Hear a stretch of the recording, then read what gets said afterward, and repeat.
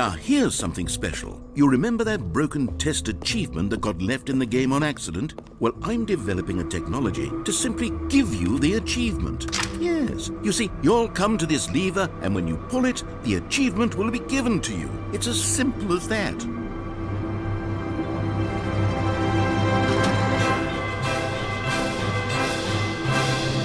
As you can see, the machine is not working yet since... What? Wait, what in the holy hell is going on? You got the achievement? Why did the machine work? Stanley, I didn't fix it. I didn't do anything to it. I swear, it was broken just a second ago. Who fixed it? Is someone here? Are we being watched? Oh, God. Composure, composure. Yes, as you can see, the machine is working as normal, as I intended. It truly speaks to the awe-inspiring magic of the Stanley Parable 2. Breathe. Just breathe. Stepping...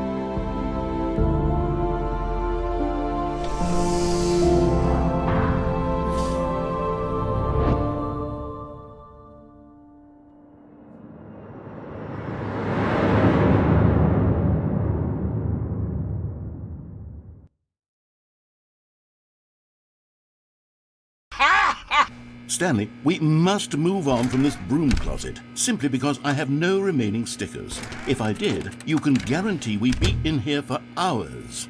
But alas, no stickers.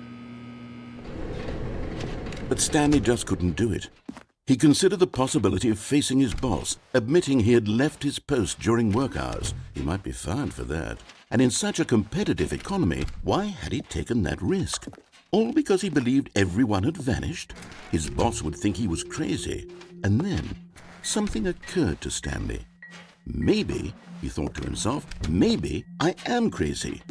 He looked down at the bucket in his arms. Am I crazy? He asked the bucket. The bucket returned his gaze, but said nothing at all. That's strange, Stanley thought. Usually the bucket is a source of guidance and wisdom for me in difficult times such as these. He held the bucket close, yet felt none of its familiar reassurance and comfort. And that's when Stanley realized, this isn't my bucket. It's just a normal, everyday bucket. Someone else's bucket, perhaps. How did I end up with someone else's bucket? This is all terribly wrong. Surely no good would come from this. Who knows what sorts of bizarre hallucinations Stanley might experience without the psychologically grounding presence of his bucket. And indeed, now he noticed that the rooms were repeating, which was, of course, very odd. And now he felt himself floating off the ground. "Oh, gracious," he exclaimed. "Without my bucket, I've gone truly mad. Where is it? I must find it." Far off in the distance now, he heard it calling to him. "Stanley! Stanley, it's me, the bucket." Could it truly be? He rushed forward from room to room, passing by one bucket after the next. None of them were his. None of them were his special bucket. "Come to me, Stanley. Find me." He had to find the bucket. He had to return to his old friend. It was the only way to truly restore his sanity. And then suddenly, he froze dead in his tracks. He knew where the voice of the bucket had been coming from. The real bucket was inside of him all along. It was incredibly painful. Stanley doubled over in agony and blacked out.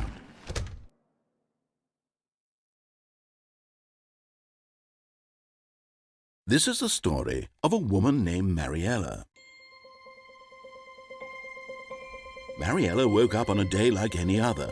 She arose, got dressed, picked up her bucket of comfort and security, and walked to her place of work. But on this particular day, her walk was interrupted by the body of a man who had stumbled through town, talking and screaming to himself, and then collapsed dead on the sidewalk. Right away, she knew what the problem was. This man had no bucket. Of course he'd gone mad, ranting and raving about a narrator describing all of his actions and how everything is predetermined and free will is an illusion and it's all just a video game. It could all have been prevented if only he'd taken his bucket with him. Perhaps he didn't even realize he'd forgotten his bucket at home in the first place. How cruel the world can be, Mariella thought, and she hugged her own bucket even tighter. But of course, she had no time for this.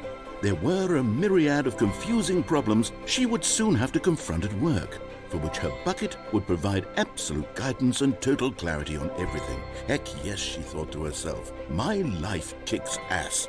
And she backflipped all the way to work.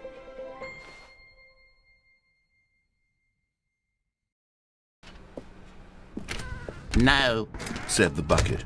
"don't go to the meeting room. Go somewhere else. The cargo lift, yes. Go there. Good," said the bucket.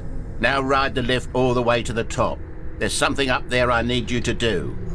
Stanley did not question why or how this bucket was speaking to him. It should have alarmed him, of course, because buckets can't talk. But Stanley chose not to think about this obvious fact. He was firmly convinced that the bucket had spoken to him, and he unthinkingly did whatever the bucket asked. "No, stop. Look there on the wall, you see? There's a sign right there. It says, 'No buckets past this point.' Stanley, how could you think it was okay to bring the bucket here?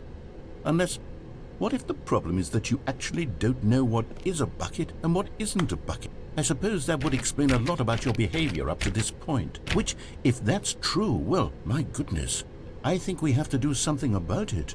This misunderstanding could have dire consequences on the entire rest of the game if not addressed quickly and properly.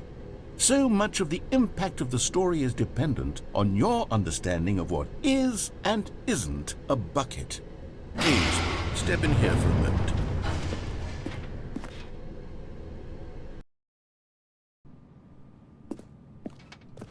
Now then, I'm going to run you through some test scenarios and you'll tell me whether or not the thing I'm showing you is a bucket. Simple enough, right? This should tell us everything we'll ever need to know about what is or is not a bucket. Okay, let's begin. Item 1. Is this a bucket?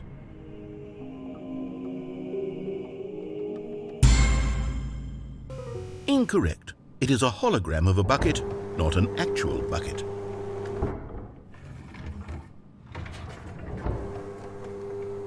Item 2.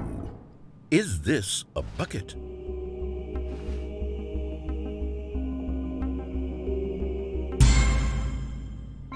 Correct. It is a 3D printed recreation of a bucket, not an actual bucket.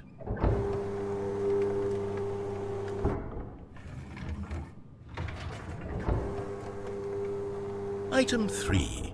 Is this a bucket? Correct. This is a bucket.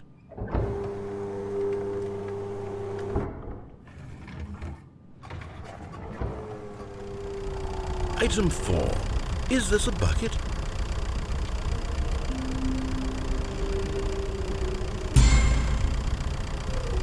What? Are you hallucinating? This is a tractor. It's an enormous machine that tills the earth. I thought this was a gimmick. How on earth did you manage to screw it up? Absolutely incredible.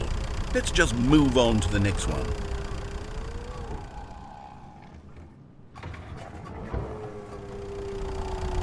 Is this a bucket? Correct. This is a bucket.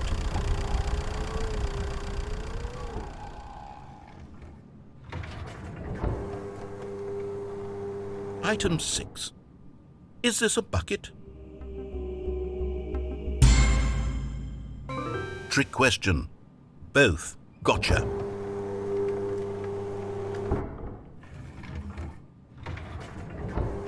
Item... Wait, hold on. I can't find the next... Let me see. It should be around here somewhere.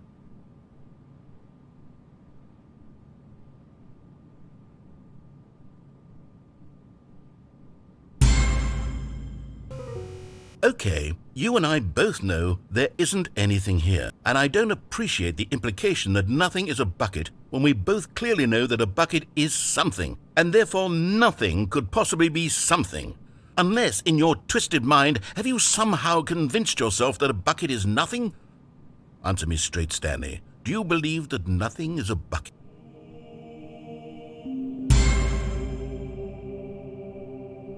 You know what? I'm too confused to even sort it out. I've lost all sense of perspective. What is a bucket? What isn't a bucket? Mere moments ago I could answer these questions with confidence, and yet now I'm somewhat adrift. Do any of us know what a bucket is?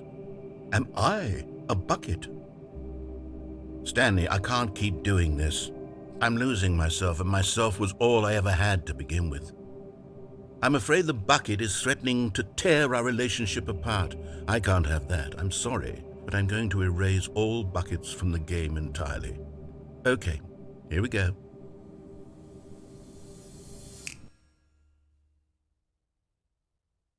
What happened? Is everything gone? Why did everything disappear? Wait, was everything a bucket? Every single thing in the game was a bucket. Oh my God, I had no idea. How could... Except me. I'm not a bucket after all. And you, Stanley, you're still here. You're not a bucket either. Oh, this is wonderful news. We're not buckets. Yes, I actually feel much more at ease right now. It's delightful to get some clarity on that issue. But it doesn't change the fact that we haven't got a game. So, tell you what, I'll reset everything and we'll put back all of the buckets, okay? And we'll know that it's all a bucket. But if you run into anyone else, maybe don't mention that. Who knows what that information might do to a person? All right, here we go. In here, Said the bucket. go into this dark room over here. Stanley once again obeyed blindly. Now pick up the phone. Said the bucket. Pick up the phone and it will take us back home, where we can go about life together.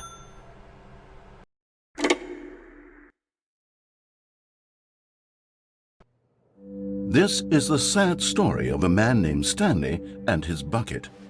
Once upon a time, I gave Stanley a bucket because I thought he was lonely and could use a friend. And then, very distressingly, he began to believe the bucket could speak to him.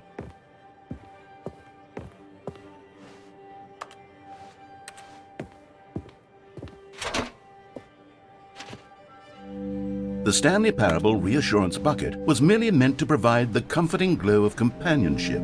It doesn't literally talk and give you orders. Whatever Stanley is hearing the bucket say to him is just in his head.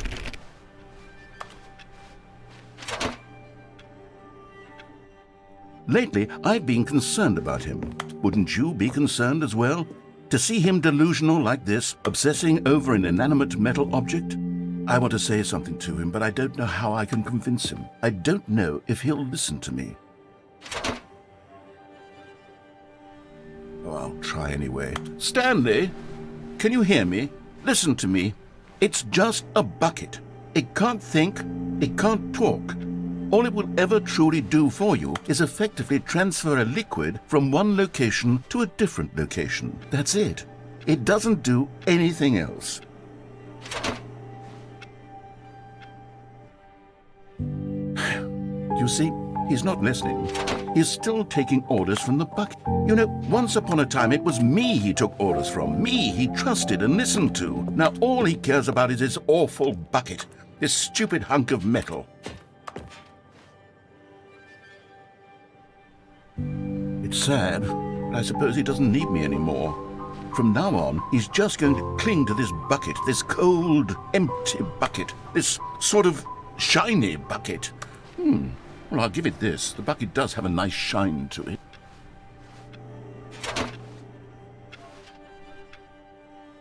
Yes, I suppose on closer inspection that it doesn't quite look like your average hardware store bucket. It's just a little more, what am I trying to say? Sturdier, more capable of transporting liquid. Like it would be better at moving an amount of water from one room to another. Oh my God, what am I saying? Better at carrying water from room to room. It's a bucket. It's literally just a bucket. Why do I feel some need to point out the ways in which it's so much more than just a regular bucket? Oh no, I'm having feelings for the bucket. No, no, no, no, no, no, no, no. What's going on? Why do I want to be with the bucket?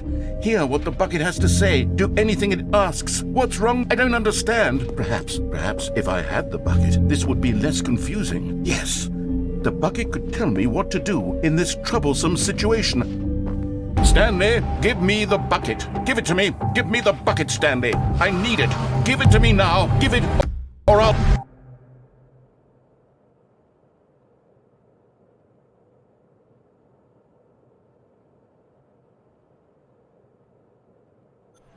Whoa, hold on. Why did you unplug the phone?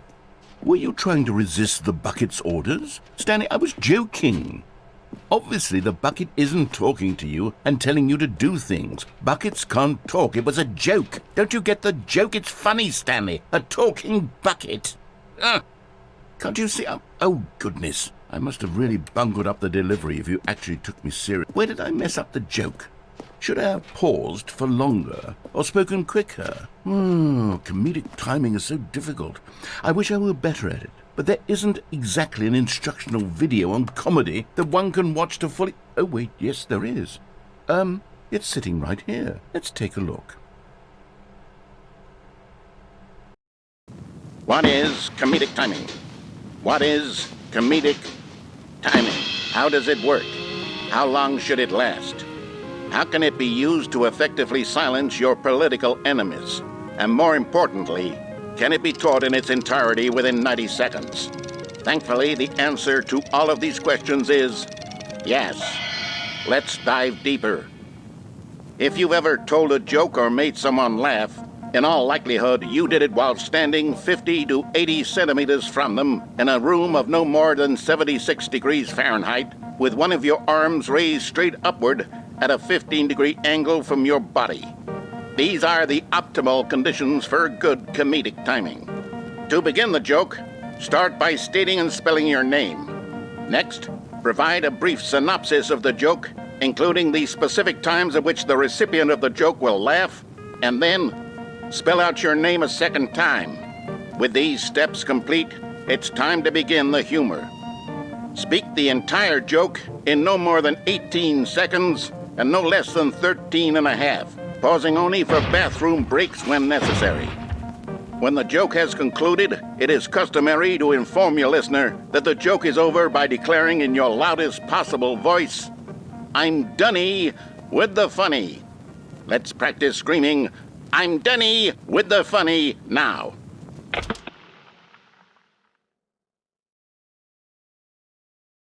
Good. This saying is a perfect example of expectations management, which is the cornerstone of good comedy. Finally, it's time to hand out surveys. Collecting hard data from your audience on how rapt they were throughout the joke is the only way to grow or learn as a comedian. An effective survey should be no less than 10 pages long and should include the same question reprinted several times, just to ensure the survey taker is actually paying attention and not simply filling in answers at random. And that's all there is. With these strategies at your disposal, you'll have audiences doubled over in laughter and even tripled over in laughter in no time at all. Just remember to let them stop laughing at some point, you gut-busting little scamp.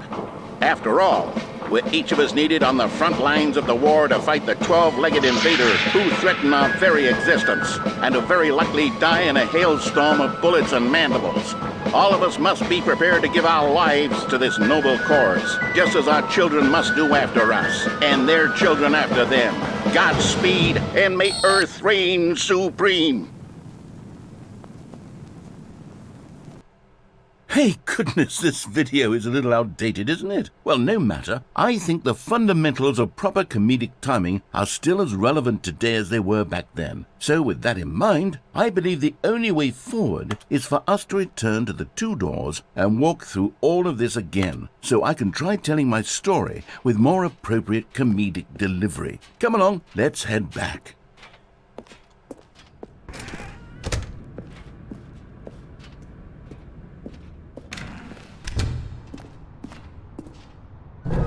I can feel it. This time, I'm really going to nail the delivery. You'll be in stitches. A talking bucket, you'll say? How ridiculous. How absurd. What a hilarious concept. The king of comedy. That's what you'll call me. Thank goodness we had the instructional video. Otherwise, who knows where we'd be right now. Well, I wouldn't be the king of comedy, that's for sure. The bucket spoke to Stanley. The bucket spoke. The bucket spoke. Oh, I'll figure it out on the fly. No need to overthink things.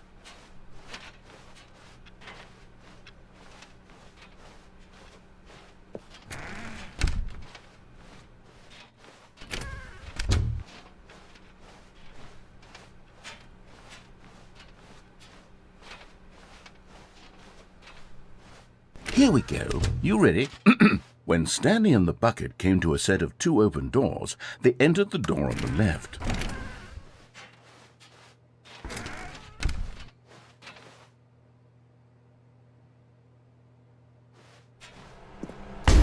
What? We're back at the phone already? No, what's going on? There were supposed to be several rooms leading up to this. There was supposed to be a build-up to this point, a dramatic display of remarkable comedic wit which culminates in this scene with the phone. But now the timing's completely off. The joke will never land, well, not the way it was meant to. And it's all my fault. I must have forgotten that the phone room comes immediately after the two doors room. What an egregious mistake. I've made a fool of myself. I don't deserve the title of King of Comedy. I'm nothing. I'm not even the lowliest joke-telling whelp. I think I need to go back and rewatch that instructional video again. Yes, surely that will help me improve my... Here we go. You ready? When Stanley and the bucket came to a set of two open doors, they entered the door on the left. No. You were supposed to go through the door on the right, leading back to the phone. Did you not even look at the instructional video? I think this is all covered very clearly. There's no way I can make the comedic timing work now. It's done. The joke is completely done and over. It's all your fault, Stanley. I'm going to be ridiculed in the community of other joke writers. I'm going to be shamed at every one of our meetings from now on. All because you couldn't watch a simple video and take a hint. Are you proud of yourself for bringing me down, Stanley? Are you proud? Stanley, you love the bucket so much it's like you... it's as though all of your other most prized possessions pale in comparison. Yes. Well, let me try that again, Stanley. I heard that you are pale with shame over how unabashedly in love with a bucket you are. No? Still not? Is it the delivery? Pale with shame. Pale with shame? Pale... What's another word to describe a bucket? Stanley, this bucket is so metal, I think I saw it playing guitar. No. No. We're getting away from making fun of Stanley's obsession with the bucket, which was the whole point of this. I'm no good at these jokes. I need more instructional videos. That's exactly what it is. That's what will make me the king of comedy again. More instructional videos. Let's see.